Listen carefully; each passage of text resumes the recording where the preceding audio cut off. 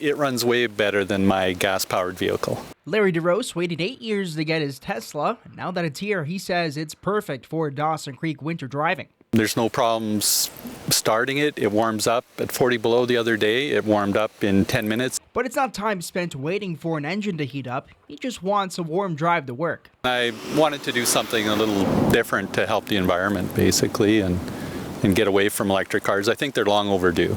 In addition to his Tesla, Larry owns a regular truck, which he says fails to start even when plugged in. He bought a Chevrolet Bolt to compensate, which is also electric, and while it never gave him any problems, he says he couldn't help but fall in love with the Model 3. Since I've had the car, I think I've had 4 or 5 updates, which has added a bunch of features. It's increased power twice, I think, by 5%. But there is a downside to owning an electric car. Larry says he can lose 40 to 50% of his range in extremely cold temperatures.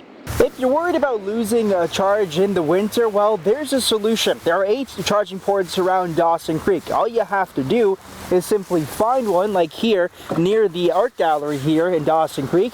You take your charging port, you plug it right into your vehicle, and then boom, now it's charging. And what the best part is, Larry says, is that they're all free. I mean, I've got people with gas vehicles who burn twice as much gas. So it's kind of, in effect, it's the same with electric cars. He says some are already flipping the switch on going electric, just like a woman who works above Larry's office. She came down to my office and wanted to see it, and then I let them drive it, and they were so pleased with it, they've got one.